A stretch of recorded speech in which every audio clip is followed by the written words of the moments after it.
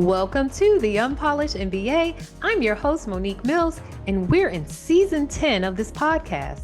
I'm excited to bring to you our winter 2024 series called the Acquisition Chronicles, Real Stories, Hard Lessons. This series focuses on the real world experiences of buying and selling small businesses. For those of you who don't know me, I run TPM-focused strategy consulting, where I work with startups and small businesses to align their strategies and drive growth through innovation. About 2 years ago, I entered the acquisition space myself and have been actively reviewing deals ever since. Now, this series isn't about theoretical advice. It's about real stories from the trenches. And as someone who's actively navigating this world, I'm sharing my own experiences along with my incredible co-hosts, Jed and Kinza, who bring their unique perspectives as acquisition entrepreneurs as well. Now, we're sharing not only our stories, but those of our network as well. Some things must be kept anonymous because of the situations, but together we're sharing the real deal about what to look out for and how things can go very, very wrong, which is something no one is really talking about in this space. But it's important for everyone to know who may be on or considering joining this space. So whether you're thinking about selling your business, looking for your next big opportunity, or just curious about how this all works, this is the series you'll want to follow. I'm Kinza Azmat, and my path to entrepreneurship is anything but polished. From engineering at Southwest Airlines to supply chain at Apple, I got tired of being a cog in a wheel. So I became a business broker instead and advised on $26 million in deals across industries. Then I bought a few companies of my own and pulled off an unexpected turnaround. Now I want to help other entrepreneurs navigate their small business journeys, from buying to selling and everything in between. And hi, everyone. I'm Jed Morris. I'm a 10-year Air Force veteran and NYU Stern MBA graduate. After leaving the military, I pivoted into big tech. Before realizing corporate wasn't for me, I bought 2 businesses in Southern California. And I learned a lot about what it means to operate and ultimately fail in small business. Today, I'm focused on the defense industry, where I'm buying businesses and then mentoring aspiring researchers on how they can best navigate the journey. So continue to listen to new episodes that will drop every Tuesday from December 3rd to February 25th, 2025. Learn more at unpolishedmba.com/ETA. Now let's dive in.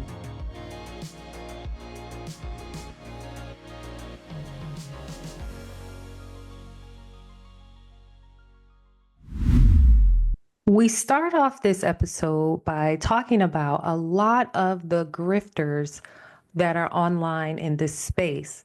And we found that there are folks who are just trying to make a fast buck by telling you how easy acquiring a small business is or how rich you'll be. And so we dig into that a little bit more here because it's so important that everyone who listens understands that all of the information that is out there and everyone that's sharing information doesn't necessarily have good intentions for you. We are sharing to be helpful to the community. So let's dive in. Like, a lot of folks are acquiring businesses and we're handing, lenders resumes and like, this is not my experience is transferable. But the moment you walk into the business, do you actually think you have the skills to run it? Right? Like, is your value creation plan actually feasible for this business and your skill set? And for a lot of folks, it's not. Yeah. And I've been there too, right? We're spinning things, trying to create new dreams. There's some consequences. Yeah, you're exactly right. And, the truth is none of us know what it's going to be like until you're actually in the operator seat, right? And we used to talk about this all the time when I was in the military. You always get these people who join and they're like, hoorah. And it was right in the middle of like Iraq and Afghanistan. They're all ready to deploy it and all this kind of, ridiculous hyper over enthusiasm. And then the truth is, like, until you're there, until you're the person getting shot at or your base is being mortared, you have no idea how you're going to react to that kind of stuff. And 9 times out of 10, it's the overly ambitious hoorah guys, and let's be clear, they're all guys that crumble under that kind of pressure, and it's terrifying. You have to put yourself in a position to actually grow organically. And one of the things that really tripped me up when I saw that some of the grifter account out there had grown so big. I was like, all right, well, let me go look and see who the real, like, kind of the personality leaders of the ETA movement, where they're at. The people you hear up front a lot. There is a perception with people who don't know anything that the more followers you have, the more clout you have. And so at some point, somebody has to stand up and say, I'm going to try to, lead forward and try to bring more information. That way people can make a better decision. Because if you're not in that ETA bubble, you have no idea what we're talking about. Yeah. And to your point, Jed, these algorithms are really the one who are following all of the followers, right? And these, whether they're grifters or people who actually know things, right? If you feed the algorithm what it wants, it's going to promote the content that people actually like. So then it disincentivizes actual content that would create value, true value, and it incentivizes content that gets clicks and followers and traction. And there's all sorts of misinformation on ETA because of that. Hence the grifters. Yeah, exactly right. And the most dangerous ones are the ones that are telling the truth, but with lack of integrity. So, for instance, we're dropping names. I've been banned by Ben Kelly. And the scary thing is that before I was banned, I was just commenting on his threads, and not to be mean, just calling it like, he made a comment once, I own 6 businesses that do 7 million revenue, and here's my take home passive income. And I just was, and my thought was, well, let's math.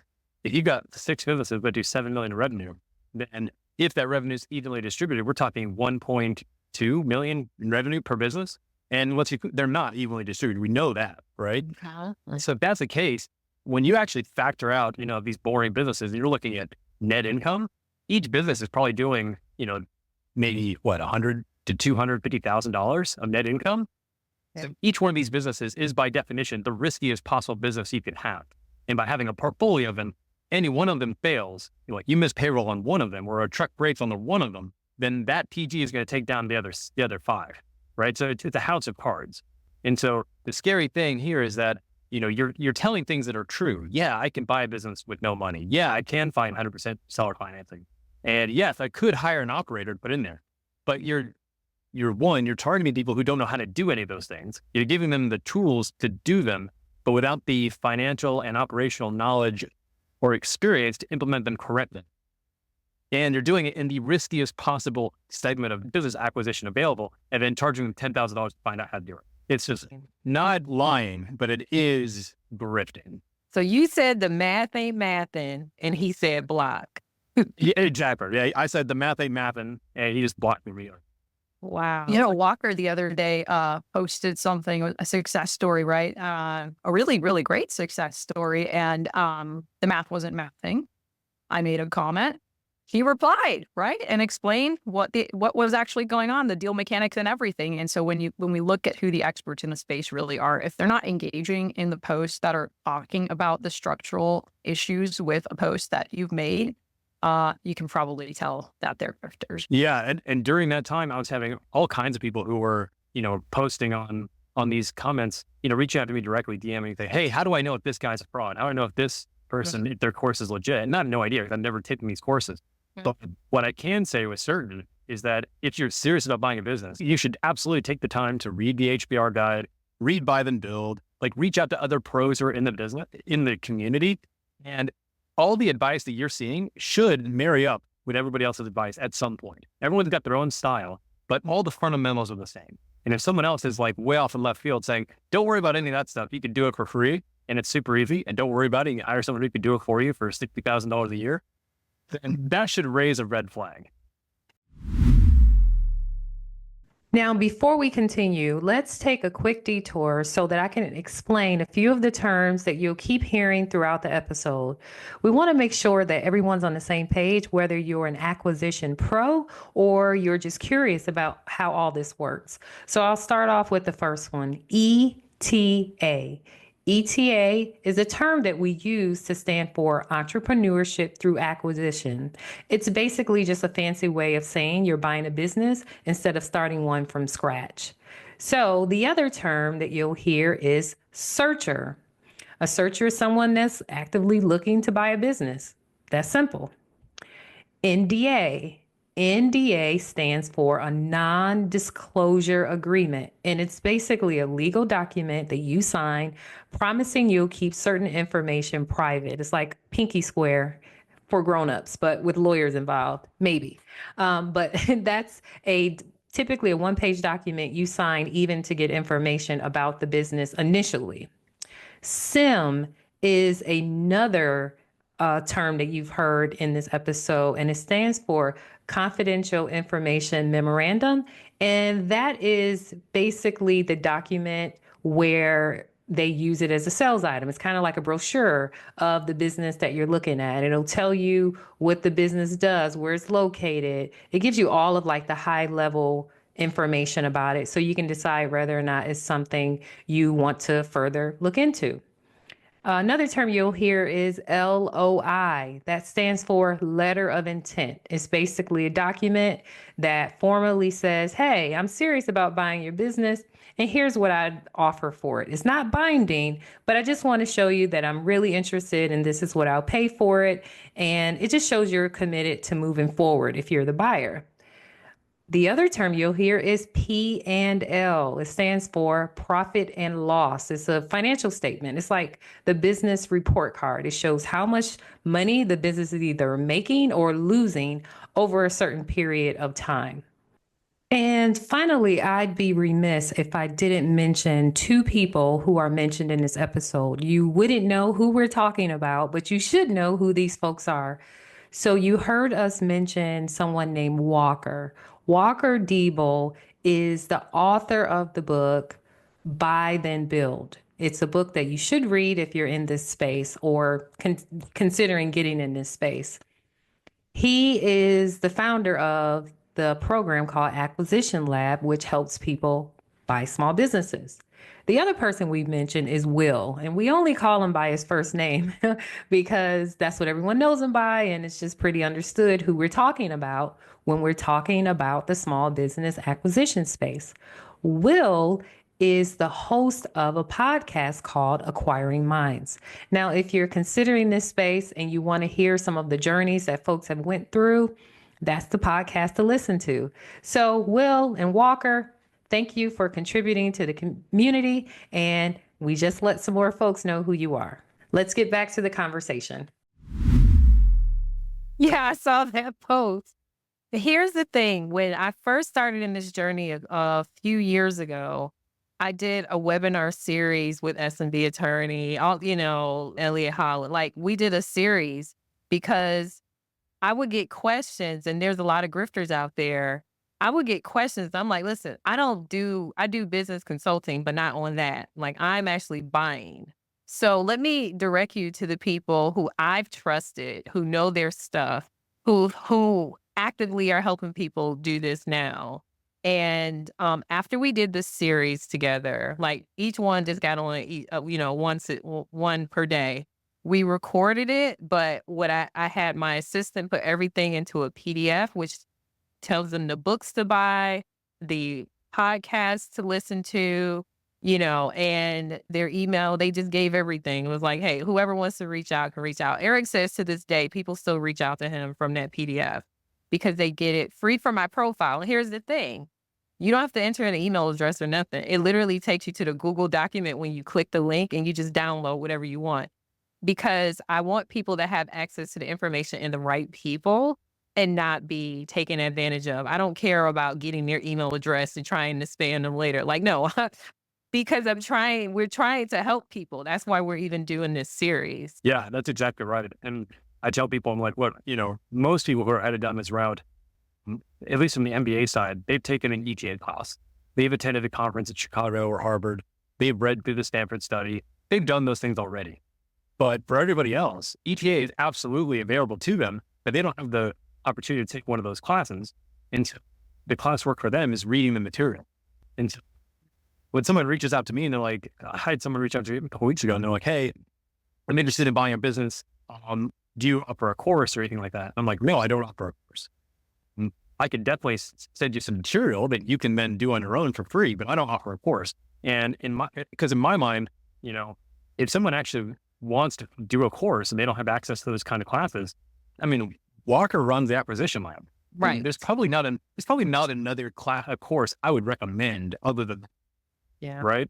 And so there are people who are experts in those areas that could definitely point you in the right direction if you're looking for that kind of help. It's the same thing with lawyers and CPAs. And so yeah, one of the marks of somebody who's a professional in the field is that, like you said, they know who to point you to, because there's always an expert somewhere and no one's the expert of everything. Oh, great point. Great point. Kinza, when you were first getting started, who were the influences and the folks that were helping you on your journey? I got started during COVID, like part-time searching. I was at Apple and losing my mind. Couldn't really focus on trying to go up that ladder anymore. And I started just searching, and a business broker tapped me on the shoulder to join his team. And by that point, I had read, buy, then build, and that was literally all I knew. And I said to that gentleman that, like, hey, I'm here to buy a business. If I come across something, I'm out of here. Yes. And he was like, yeah, that's fine. And I was like, okay, that's a strange reply. That's probably a nod to how many people want to do an acquisition and don't get anything done. He probably already knew that when he tried to recruit me, except he didn't know me because I actually went and bought something. And so my education was under the hood of businesses as a business broker and part-time searcher, getting beat up and kicked back to the ground by a bunch of busted LOIs. So kind of taught myself. I laugh with Chelsea over at the Acquisition Lab sometimes, because she sends me this screenshot of a contact form I submitted to Acquisition Lab, like to sign up, right? And I got under contract on my deal like a week later. Otherwise, I actually probably would have been a student there. I'm just, in their office hours as a coach now. But yeah, it probably would have helped, honestly, because there were some times in the deal where I got totally just scammed, for lack of a better word. And not because I couldn't see through scams, but the information asymmetry is insane. And you're not going to scratch the surface in diligence, like what the owner has known for decades of his or her life, right? So being aware of that and being part of a community that can help navigate those tight situations and corners, it can be really helpful. Oh, no, I am not letting you get past that statement without giving us an example of the scamming. Is scamming? Well, some of us are contractually bound to not really talk about it, but I'm not contractually bound, so that's great. The scamming, I would say, it's like the shiftiness of like data being available versus not available. Okay. Right? So over a sequence of 5 months, we're doing exhaustive due diligence. My data of request is just like everybody else's, 100 and however many different items across all of the key functional areas. And, tech's one of them. And for whatever reason, it was impossible to get me an account to access the systems. And I just kept getting screenshots of various systems. And so I went in office, right? And I actually secret shopped the business, got a sense of how they were using the tech. And it's how, Joe Adelphic phrased it, right? The 7-layer bean dip, right? You go 3 layers in. If you don't find anything, you're not going to dig all the way to the bottom. So that was my 3rd layer. And I was like, okay, this is good. Well, it turns out that software actually had everything I needed that would have materially changed our working capital adjustment. And because I didn't have access to that, I was fed a fraudulent calculation on how to actually determine the appropriate amount of working capital. And, I survived it. Okay. So I don't want to dig too much into that. I understand some things you can talk about, some things you can't. When it comes to accessing the data, I've seen, in my experience as well, like if I can't get access to the QuickBooks, it's deal loss, right? Like I'm not dealing that. If I can't see, there's so many different things. There's so many things that I would tell folks, if they don't want to give you this, don't do it. So here was a deal breaker for me. And this is definitely relevant now since the election. I was recently teaching about the PESTO framework, which is an acronym for political, environmental, all these things when you're assessing a business. And one of the points for me was for the businesses, I'm like, I need an I-9 for all employees. This one particular business, I'd been there and I knew a large majority of the employees were non-English speaking.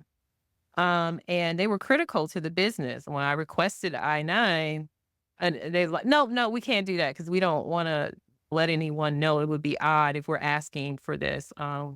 They would know we were selling the business. And I said, okay, well, we can't move it forward. So for other reasons, I ended up not buying the business. But that was one example. I'm just telling you, that's one clue. One clue. Okay. So they went through, did it, come to find out, several of them were not authorized to work in the U.S. Here I would be with a multi-million-dollar business on my hands, with the feds busting up in there because they're deporting, folks who are not even like, why would you put me in that situation? Right. And so that's just the way I just, it's some things it's just like, if they can't give it to you, walk away. And for me, that's a deal breaker. Yeah. Yeah. To your point, Monique, like, for you, it's a deal breaker. I think for the average searcher out there, they are so desperate and hungry to get a deal done that they don't even know that that's saying something about the character and the culture of a company, right? And so it's not necessarily like the people, making that choice to be part of that team, or, the cost and the changes to the ad backs that are going to happen once you normalize that. But if someone is okay with that principle, to me, that suggests that there's going to be other things that you're going to find in that opportunity. And you might not like those as a searcher. They might not align with your values. And I'm big on a lot bigger on values now, because it's so hard to pick up some of these like cultural artifacts in the transition and the transaction, because you just don't know, right? You're just hopping up on someone's porch step and be like, hey, can I buy your business? And then you go into their house and you're like, whoa, here's all their belongings. And like, I didn't want to see some of that. We need to dig more into some of these deal breakers. In your experience, I know you posted something recently on LinkedIn. And for the audience that's listening, you guys know I'm a big fan of LinkedIn. Yeah, it can be overwhelming, but you meet some really great people, just like I've met Kinza and Jed, and you learn a lot from people way smarter than you. So Jed, some of the things you posted prompted me to even respond and point to the whole integrity thing. But I want to know, what are some of the deal breakers that you would identify? Yeah, well, I'll start by just expanding on what Kinza was talking about. When I was a first-time self-funded searcher, like everybody else, I'm looking at numbers, and that makes sense, especially when you're doing your pre-screen. You're trying to figure out if the numbers make sense, because if the numbers don't make sense, then there's no point in wasting time on this particular deal. But once you get past that first layer, and say you get to the ROI side, and you found a way to make sure that the numbers make sense in an overall structure, and the acquisition at least makes sense to move into due diligence. The one key piece of advice that I give everybody I talk to searchers almost every day at this point. And the first most important piece of advice I tell people is that a small business is the direct reflection of its owner, period. And from an operational standpoint, that means if the owner is great at sales and terrible at, accounting, then you can bet that they've got plenty of leads coming in and the books are terrible. So from an operations standpoint, that's one piece of it. But the aspect that I discounted when I was searching, and that I think a lot of people discount, which I have now come to realize is probably the most important thing when you're searching, is culture fit. Absolutely. And that starts with the owner. If the owner doesn't have integrity, there's no deal here, just period. And when I tell people that, I'm like, I let them know, like when you're buying, the owner has decades of experience in this business and in this industry and in the geography that you're searching in.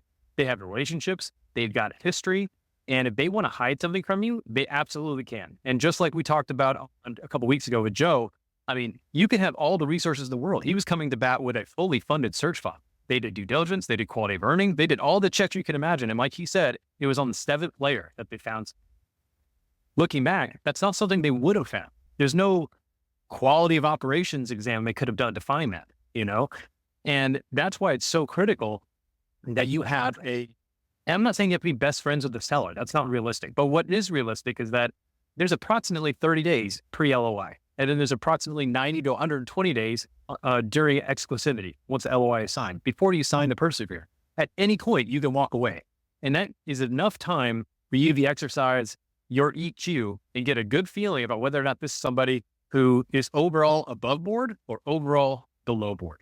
And you're looking for, does their story change? Are they withholding specific pieces of information? Did they tell you something, and then for some other reason, the details on that story have now changed? And then more critically, if you just get the weird feeling, if the bumps are raising on your arms, walk away, because the risk of going into that situation is 10 times worse than missing out on what could have been a good deal, because there's always another deal. So that's always the first thing I tell searchers. And then beyond that, I'm convinced now that, when I was in my MBA, we talked a lot about M&A strategy for Fortune 500 corporates, and 60% of M&A strategies never actually achieve the synergy, that they were intended to find. Mm-hmm. I believe that's because of culture. Now that I've experienced it myself, I've bought 2 businesses, I've merged them together. It is absolutely culture. It is mixing teams that may be doing the same jobs, but are used to doing it in completely different ways. Yeah. And finding a way to build value is incredibly difficult that way. And you can absolutely build a lot of value. That's why roll-ups exist. But make no mistake, it is very, very difficult. How do you pick up on integrity besides lies? I'll give you one example. And the thing is, you try to give people the benefit of the doubt. But then you'll hear otherwise from even some service providers that are like, just assume everything they're saying is a lie. And I'm like, how can you go into, trying to do the right thing and you're already not trusting anything they say? So I'll just tell you this. I'll give you one example from my experience. This one business, I got the SIM, I'm looking at everything, number of employees, who's there, blah, blah, blah. And I'm like, okay, they got sales folks. Cool. Talk to the seller, and I'm asking about, the employees and who's on the staff. I'm like, oh, it shows here you have 3 salespeople. And he mentioned 2 of them. I was like, and then we went on to something else. And I said, well, wait, back to the salespeople. It says you have 3. And he goes, yeah, one of them is me. Would you consider that showing a lack of integrity? These things are holistic. It really depends. Like in one of the business I bought, in almost every business that's SBA level, the owner is a sales, whether they identify themselves or not. I think the trick is if they've organized the org chart in a way to where they're trying to hide the fact that they're a Yes, that's what they did. That's exactly a red what flag. he did. That's a red flag. Yeah. Especially because you're going to match that up against salaries, and you're going to find out that most small business owners, they don't actually function like S corps. They're not actually paying themselves a salary. They're usually just taking the distribution at the end, which I'm not going to get into. It's already a bad idea, just from a personal tax perspective. Yeah. But when they do that, they're not properly allocating the add back of their own salary or the add back salary of their spouse, who more than likely is working in the business unpaid and taking advantage of the dividend as well, which is fine, but they're not clarifying that. And then at the same time, they're listing themselves as a salesman. That's a red flag. They listed themselves as the salesman and as an owner. And so that's what I'm saying. The org chart, and like it was, kind of like an Excel cutout where it says the position and the number, right? So it was like owner, number, sales, a number, manufacturing, because it was a manufacturing number. And so there seemed to be more people than was named. Yeah, this is why I said beat you, because at the end of the day, you're going to have to sit down with this person and you'd have to kind of build up this sixth sense of whether or not this person is actively trying to hide something from you, or if they're just, are they manipulating the P&L a little bit to try to get the maximum value of their business? Or are they straight up hiding the fact that their top salesman left last week? Like, what exactly is happening here? Because although you should be wary and question the things that the seller is telling you, I feel like if you start off the conversation from a position of everything they say is a lie, then you're now you as the buyer, you're not coming to the negotiation table with, the best intentions. Because you should be trying to get to a place where you're both getting a good outcome at the end of the day. Yeah, to your point, Jed, externally, you want to have a trust but verify approach. But internally, don't trust and verify approach, right? And you can still come off as someone who wants to have a mutually beneficial outcome in a negotiation and in diligence, right? But you're corroborating that all with the facts and the statements. And you've got, imagine those police detective boards with the yarn and the suspects. Like, I would do that in diligence. Absolutely. Does the seller need to see you're doing that? Absolutely not. No.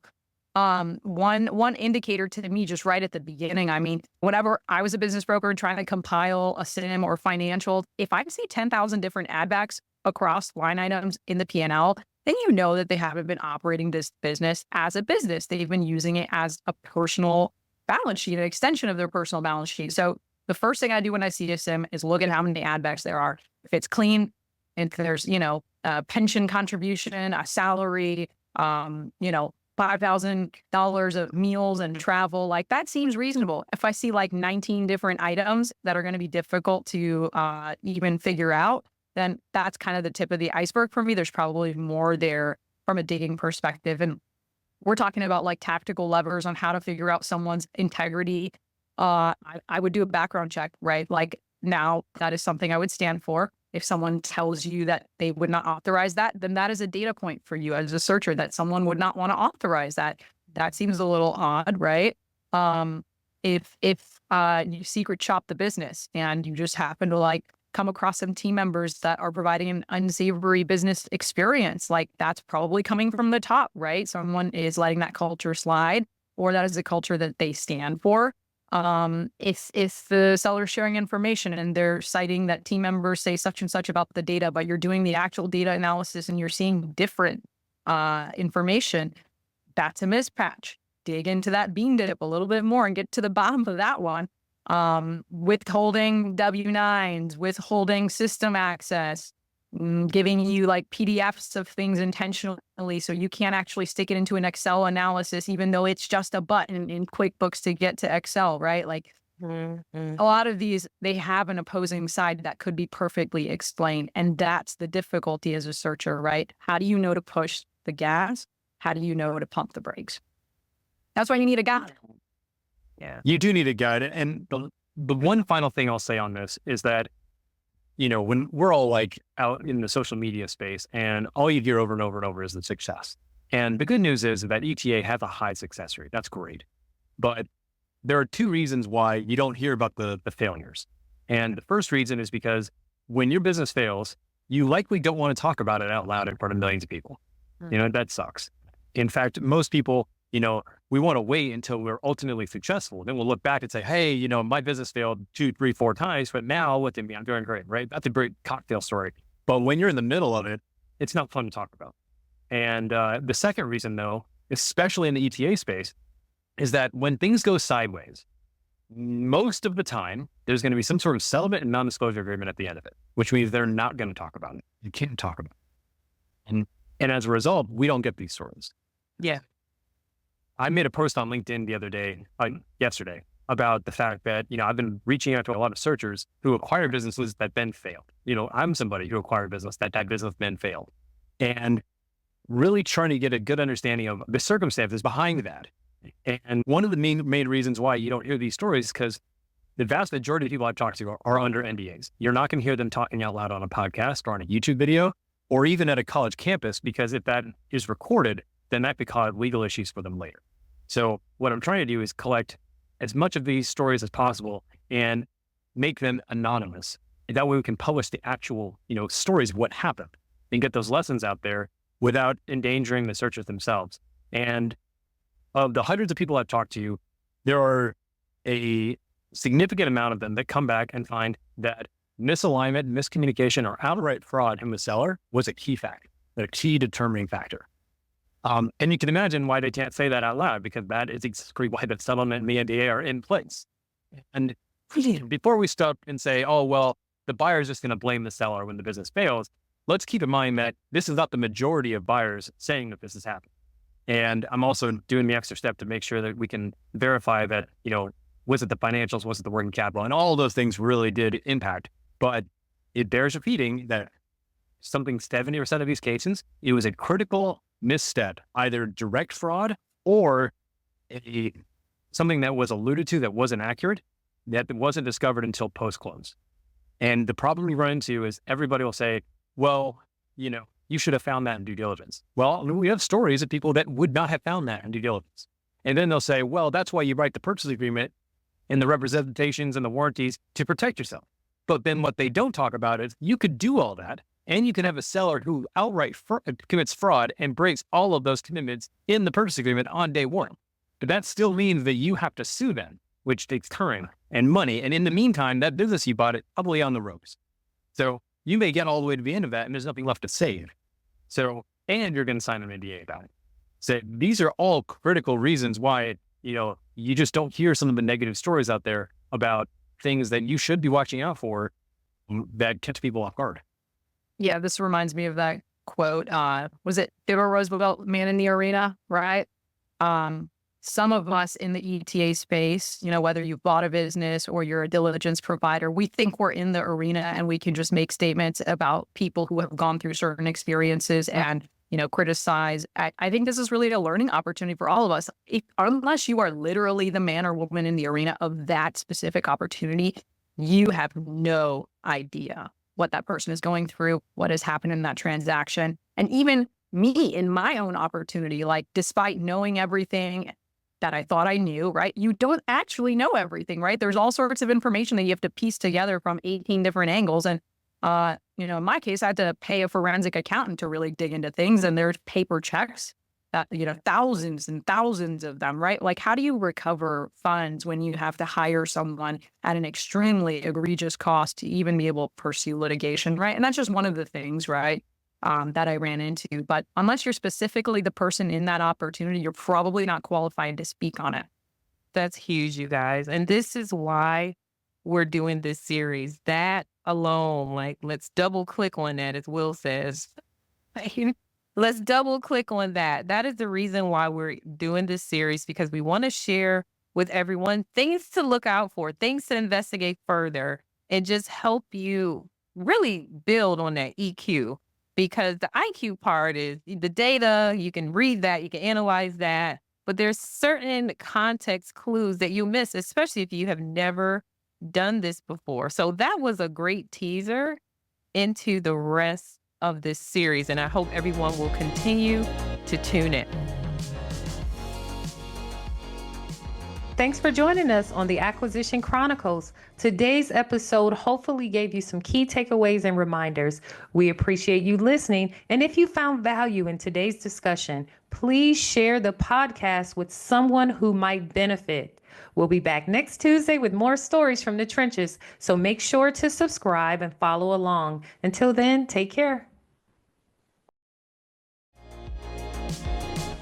Thank you for listening to the Unpolished MBA podcast. To hear more episodes or to request to become a guest, please visit unpolishedmba.com.